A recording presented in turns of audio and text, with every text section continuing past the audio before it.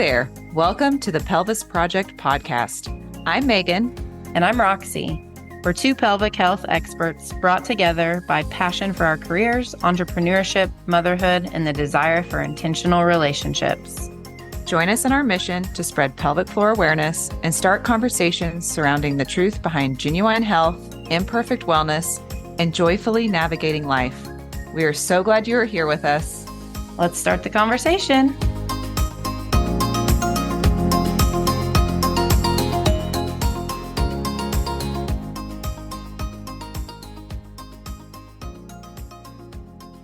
Hello, Roxy. Hello, Megan.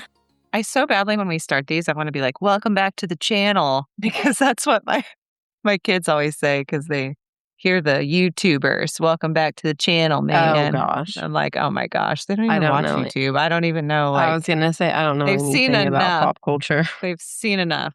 Well, welcome back, everybody, for another episode of the Pelvis Project. We're going to have a little fun tonight, kind of some confessions of pelvic floor therapists and what things we hear every week and what we wish people knew. And some of them you're going to be like, oh, yeah, I've heard that one before. And maybe the other ones, not so much, or we'll have another spin to it. So it's going to be a little bit fun. Like I said, we're going to be sharing real things that we hear from patients every week, things people think are normal, but actually aren't. And if you have ever thought of any of these, you're not alone. And honestly, that is exactly why pelvic health exists and why we like to have these conversations, so that you know you're not alone. And that will come up, because just when I said that, I thought of two people here recently that I said the same thing to when they were embarrassed to ask me something. I'm like, you are not alone. So let's start with number one, and we are just going to keep on trucking. So one we hear all the time. I thought peeing when I sneeze was normal after kids. Okay, it's common, but it is not normal. And that is a sign your pelvic floor and your pressure system aren't working together. And it is very treatable. So there could be multiple reasons why you are leaking, but again, that can be taken care of. And in fact, I just talked to somebody on the phone today that submitted a request. And I call her and she's telling me that she's had 3 kids and she's not bounced back. And she's feeling weak in her core, but when she does core work, she feels urgency and she feels she's got to pee all the time and all these things. But then what's funny is then she's like, I mean, it's not that bad. I can live with it. And I was like, no, you shouldn't live with it. And it just goes to show what we will continue to put up with as women, that the longer you just put up with it, the outcome goes down. So it's better just nip it in the butt. So that is number one. Yeah, and I always tell women, I said, if your husband started randomly leaking, yes, would he just be like, oh, well, I guess I can live with it? Oh my gosh, you're so right. Probably not. He's going to be figuring out what's going on. He's going to be booking all the appointments to make that stop and get that behind him. And you know what? It is so true. I had somebody today, another call today, because I'm covering the front desk. She was so excited about it. She's asking all the questions. She's like, okay, well, let me talk to my husband and just see if, we can swing it or afford it or whatnot. And I respect all of that for sure. But if a man had pain with intercourse and a man was leaking urine, he would be scheduling the appointments and would not be hesitating to see if it was okay. Asking permission. Let me check with my wife if she's okay with this. So anyway. Never have we heard that one, I guess. No. Any male. Let me check with my wife. Yeah. So anyway, just food for thought, my friends. Just come on. This isn't an anti-male podcast. No, we love. We love men. Just, my husband saved me today when my tire exploded. So I was watching him. I was like, what a man, what a mighty good man. Start singing some Salt and Pepper. There we go. All right, number 2. I'll do number 2. I just thought painful sex was something I had to deal with. Or maybe we'll hear it saying, well, it's just kind of been that way for a long time. And it's like, no. So thinking about pain as a signal, it's like your check engine light. It's information. And so a lot of times this can be from like muscle tension, or maybe it's from scar tissue from labor and delivery, or hormones. We're seeing this a lot postpartum or with menopause when the hormone shift happens and we have a little more vaginal dryness.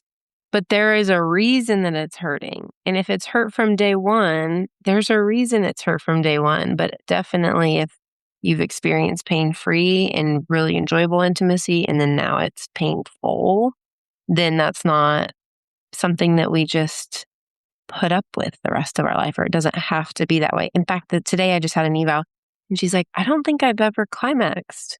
And it was like, we can teach an old dog new tricks, like no problem. So anyway, just that idea of like, Yeah, I definitely, the assumption that maybe somebody postpartum, they had like a small tear. Maybe they weren't educated well on, like perineal massage and all that kind of stuff. And yeah, there can be some tenderness, but it should improve. But some people, it continues to be painful. And they are like, oh, I just thought that that's just the way it was. And it is, yeah, most definitely not. More on the sexual health topic further in the episode. We'll share some more about what we get asked a lot or what people sometimes finally like uncover in our sessions once they get comfortable. So, next one is I thought I just had a weak core. Okay. Boy, we hear this one a lot. Like, or my core doesn't exist. That's one yeah, that or I get. like, I know I It's not have there these anymore. problems because I have a weak core. And I'm like, no, you for sure, your core's doing pretty good. It's not just because of a weak core. Yeah, most of the time it's not weakness.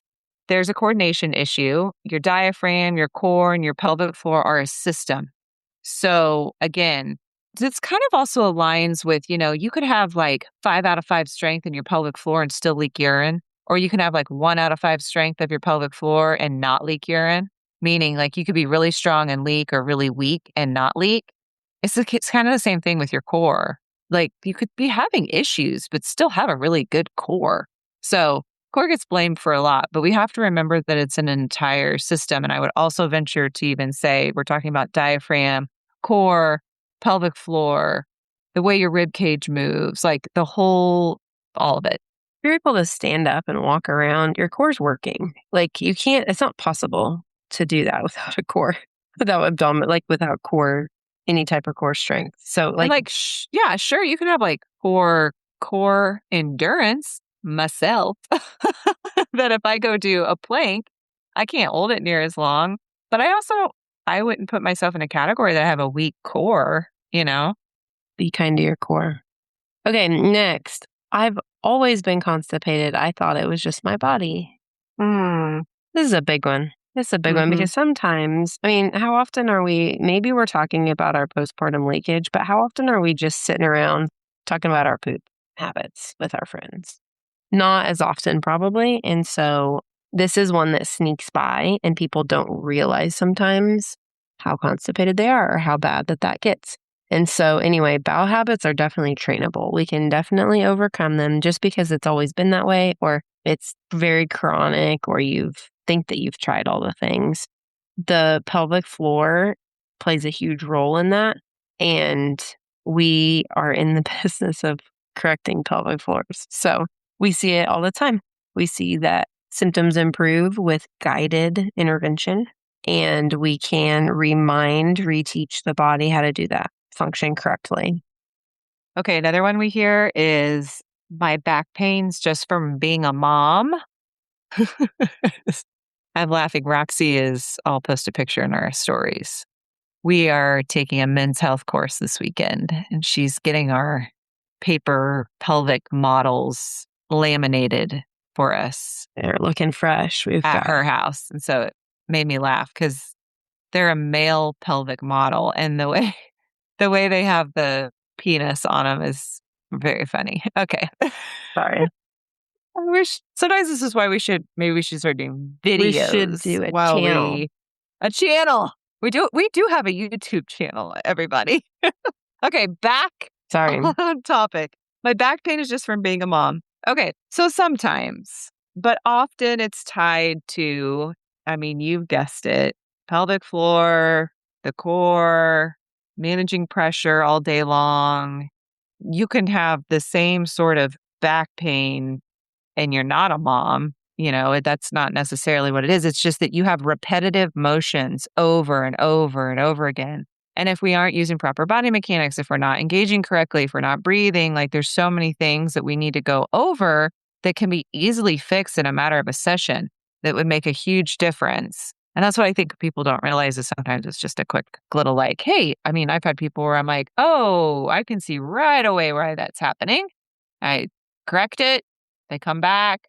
They say, yep, that's what was doing it. And it's all better now. And I'm like, okay, my job here is done.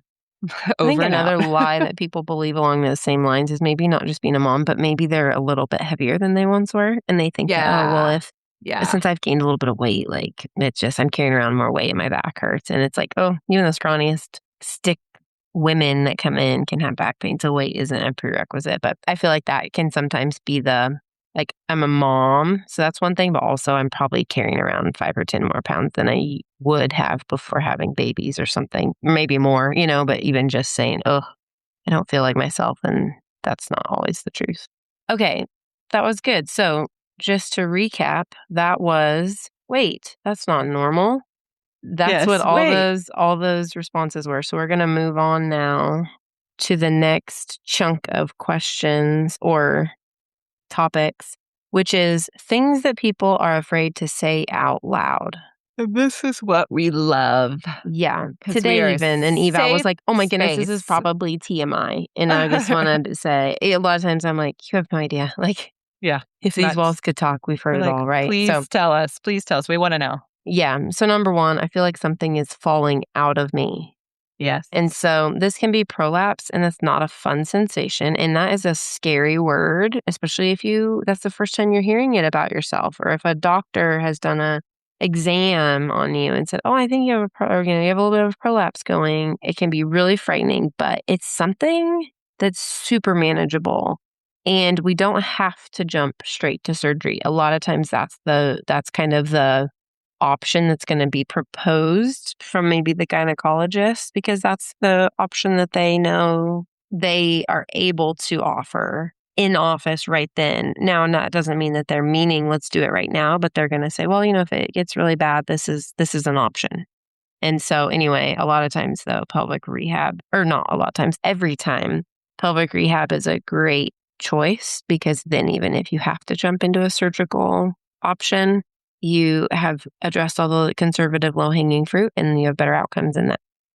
Yeah, prolapse does sound scary for people. It I is. mean, Yeah. it's it's because you're just like, what's going to happen with this? But we're here to help you like take a deep breath and do an assessment and tell you what we see or what we feel and guide you to the right person.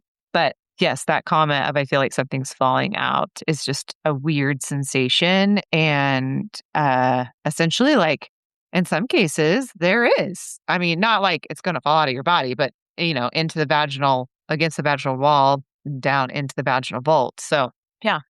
Another one that we hear is I can't hold gas, or things like I leak a little bit of bowel or on the way to the bathroom or something like that. But we do hear that a lot of like, I don't feel like I can hold gas back anymore. And so no one talks about this, but it does matter. Pelvic floor control is important. And yes, we treat that. So we want to be able to figure out, why is it that we're not able to hold gas back? Like, what factors are going on? Is it that we've had too much weakness? Do we have too much tightness? Is there constipation involved? And what plays into that? Did we have a grade 4 tear for delivery? So those are a lot of things that we often are looking at. And if someone comes in and says that, I'm like, yep, okay, like we add it to the list and that lines right up with pelvic floor dysfunction. And typically it's naturally one of those things where you start to check back with somebody and say like, oh, hey, you still notice? And they're like, oh yeah, no, that's better. I'm like, okay, cool. Okay. Number 3, I avoid running or jumping because I'm scared that I'll leak. So just a lot of avoidance, or I don't do, people will just be like, oh no, I don't do that. And so that's definitely, I think that's a lot of times what guides then treatment to say, what are you not doing? Right. And that helps us build those back in because that's a sign that your body is telling you that something isn't managing the load well. Not that you should stop. or that you can only have good control when you're walking around your house, but not doing anything above and beyond. And so that's not actually fixing the problem. If the moment you go back to those things, your symptoms return. And so that's something just to consider of saying, okay, we want to correct the pelvic floor, but then we also want to help it progress to get back into those activities again. I'd also say a lot of people avoid drinking water too. I think that could be an avoidance thing to throw in there of saying, okay, well, if you only leak when your bladder is full, that's not functioning. Or if you just, are dehydrated, and that decreases your leakage, that's not actually functioning well. So kind of Right. along the same avoidance piece there. Absolutely. All right. This is a big one. Sex just doesn't feel the same anymore. Okay. So I got lots to talk about on this. So there are muscular, hormonal, and nervous system reasons for this. And it's not something that you just have to accept. I actually recently just had somebody that she marked on her intake, which we have a little section about like difficulty achieving orgasm, painful orgasms, those sorts of things. And early in my career, I remember just kind of like scooting around it and being like, okay, well, I'll just see if they bring it up. And now, oh no, I want to talk about it. But sometimes people don't mark anything at all, and then I will also ask because sometimes people are uncomfortable to even mark. But here recently, one thing I've noticed, I have loved women are marking difficulty achieving orgasm. And then when I ask them, is this something new? Is this something been going on for a while? It changed, it's different from person to person. But, I hear people say like, well, I mean, I still do. It just seems like, I don't know, maybe my expectations are too high. It seems like it just takes a little bit longer than it used to. Or is it supposed to take that long? And then it's so great because we can open up a conversation about what is normal and, like it can't take longer for orgasm for a female. And it's definitely not the same response as a male. And so being able to kind of talk about that, obviously layering in suggestions of maybe a sex therapist or just some different education, but talking about the different, I mean, gosh, it could go as deep as like the different forms of desire and, like we take longer to warm up the oven and the zones of our bodies that help with a stimulation and those sorts of things. And so she said, she's like, gosh, I just don't know. I don't know really who to talk to about this. Like, I don't know, but I really want this to get better. And I've been married for this long. And I'm also worried to go find resources because I don't know what I'm going to stumble upon to on the internet. And so I think it's just a really great conversation because then it can also help educate the men as well. Because a lot of times men haven't been educated either on the female orgasm and, things together that they can work on. And I love it when somebody really trusts me enough to tell me what positions help more. And then I can explain probably why and that sort of thing. So I'm just glad that women are talking about this more. Yeah, I just had a conversation today where one of my patients said, her intercourse is becoming less painful, but now she's just noticing too. Like, it's funny when we knock down certain symptoms, then all of a sudden there's a little more clarity to what's happening. And she just was really bothered that she doesn't have the same drive, Mm-hmm. beforehand.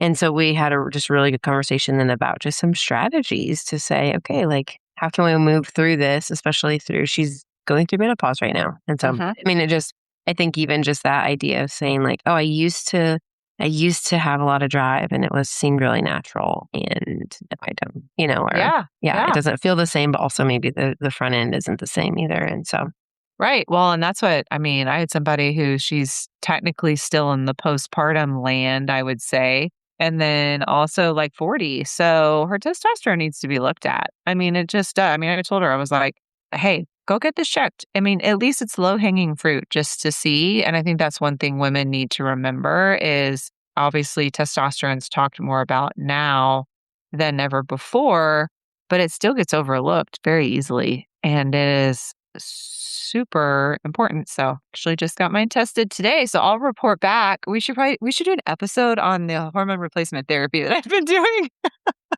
I'll give everybody a rundown. let's do it. Let's do it. I'm glad that you're pioneering that trail. I know. Don't worry. One day you'll be calling me up, Yeah. feeling like you're losing your mind. I'm gonna be like, you need to go get some estrogen. So I was funny segue, and then we'll get back to this. I had to get my blood work today. And so I got my estrogen checked, and I have this really low dose estrogen patch that I wear.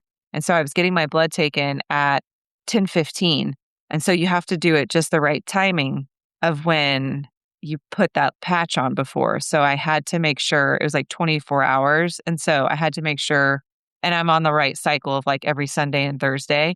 So on Sunday, I had to put the new patch on at 10:15, and my son had a baseball game at 10:15. And so I set an alarm and I put the patch in my purse, and here I am at the baseball game pulling out my estrogen patch, putting it on the other back, part of my back, took the other one off. So made me laugh at myself. Okay, so let's move through this last segment. This one will be a little quicker. Let's bust these myths. So, faster pace. So, myth one, just do Kegels. Here's my response. Please don't blindly do Kegels. Please don't. Some people actually really need to relax their pelvic floors and not tighten it. You've heard us say that before. So, just don't. Myth two. It's just part of being a woman. Whew. No. No. False. Let's redefine that. It's part of being undersupported. Yes. If you think and no one has helped you along, then we need to look for maybe a better support system for you, if that's the narrative that you've been told. That's right. Myth three, surgery is the only option. Nope. Pelvic floor physical therapy, occupational therapy is often the first line of treatment and can prevent or improve outcomes, even if surgery is needed. So your outcomes are still going to be better, or sometimes you don't have to have surgery at all. Myth four, I'll deal with it later. Mm-hmm. So you absolutely can deal with it later, but there's a very, very high likelihood that there's worse symptoms. There's maybe more symptoms. There's maybe been an overflow and a ripple effect of other symptoms then starting up. It's easier to solve a smaller problem, a shorter, smaller problem, put out a smaller fire. Yes, you absolutely can do it later, but that is not the wise choice. Yeah. Take care of it now. Yeah, nip it in the bud. Yep. Okay. So if you've heard yourself in any of these, this is your sign. Address what needs to be addressed. Find somebody to ask the questions to. Send us a question. You are not broken. You are not alone. And there are answers. So if you're local, come see us. If not, find a pelvic floor physical therapist or occupational therapist near you. You don't have to keep guessing. Until next time, we'll keep this conversation going.